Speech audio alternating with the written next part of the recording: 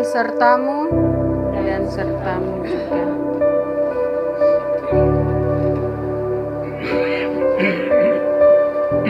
Inilah Injil Yesus Kristus menurut Yohanes. Dimuliakanlah Tuhan.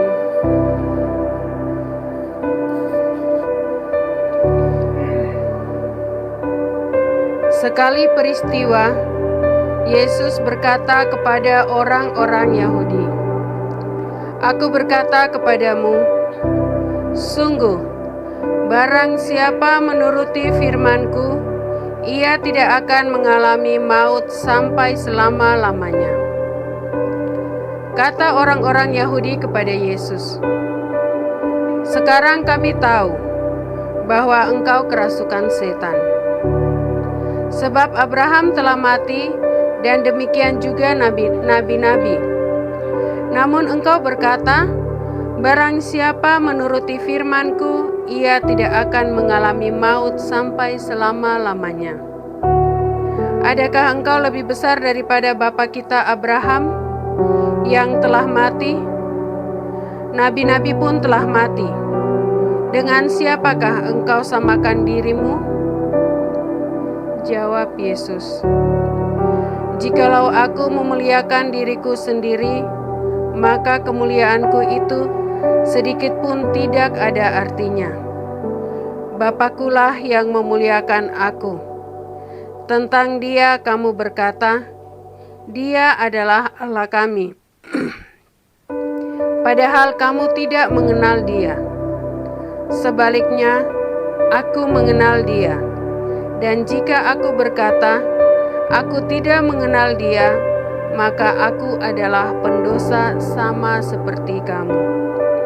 Tetapi aku mengenal Dia, dan aku menuruti firman-Nya. Abraham bapamu bersukacita bahwa ia akan melihat hariku. Ia telah melihatnya, dan ia bersukacita." Maka kata orang-orang Yahudi itu kepada Yesus, "Umurmu belum sampai 50 tahun, dan engkau telah melihat Abraham?"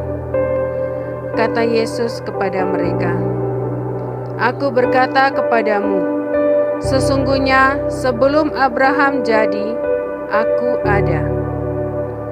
Lalu mereka mengambil batu untuk melempari Dia, tetapi Yesus menghilang dan meninggalkan bait Allah. Demikianlah sabda Tuhan. Silakan duduk.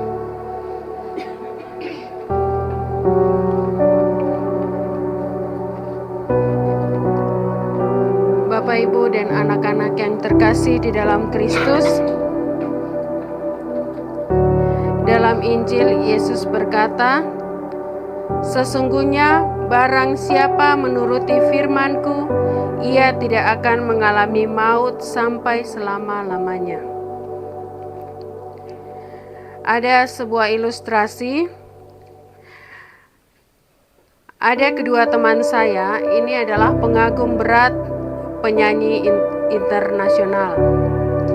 Mereka berdua, kedua teman saya ini mendapat tiket untuk menyaksikan konser yang diselenggarakan di sebuah stadion. Setelah menyaksikan konser tersebut, seorang teman ini memberikan testimoni yang kurang memuaskan.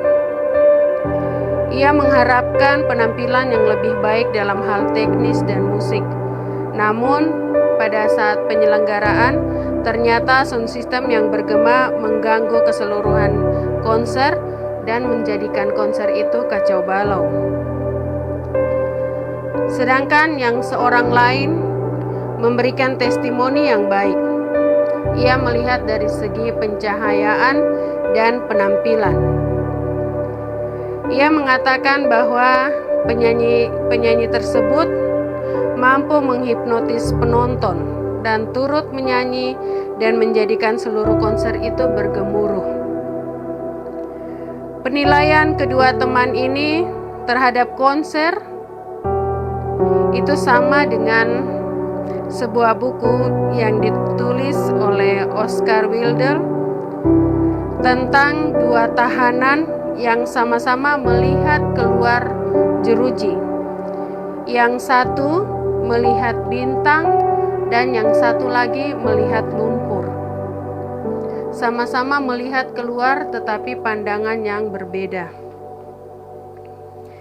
Bapak, Ibu, dan anak-anak yang terkasih, sama halnya dengan bacaan saat ini.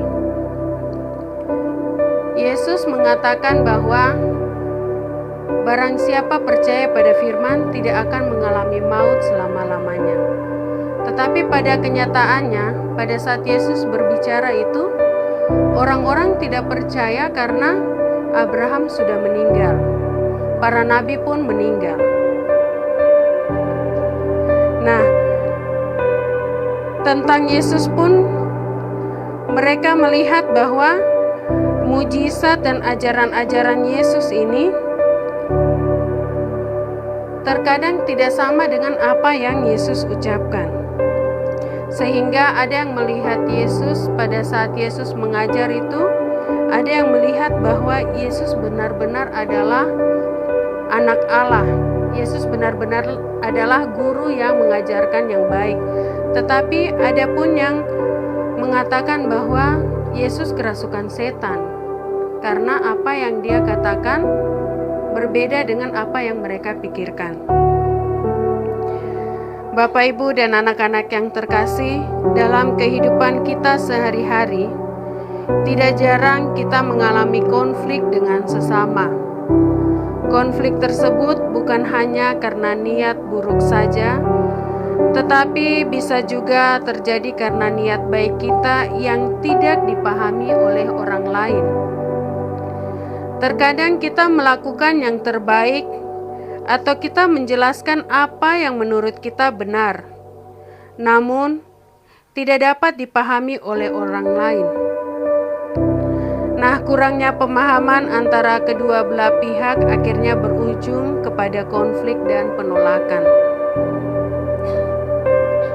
Terkadang kita bermaksud baik, tetapi orang menanggapinya tidak baik. Akhirnya apa yang kita maksud baik itu menjadikan kita menjadi orang yang bersalah, karena pemahaman atau tanggapan orang yang berbeda-beda. Melalui Injil hari ini, mengajarkan kita semua bahwa iman itu bukan hanya sekedar mengetahui, tetapi benar-benar memahami dan menjalankannya. Kita tidak perlu takut berbuat baik kepada sesama, sekalipun perbuatan itu sering ditolak oleh orang lain. Memiliki pemahaman akan Yesus mengantarkan kita pada keselamatan yang ditawarkan oleh dirinya kepada kita. Tuhan itu setia. Ia akan memenuhi janji yang telah diucapkannya. Itulah janji keselamatan, kehidupan. Kita juga diminta untuk setia.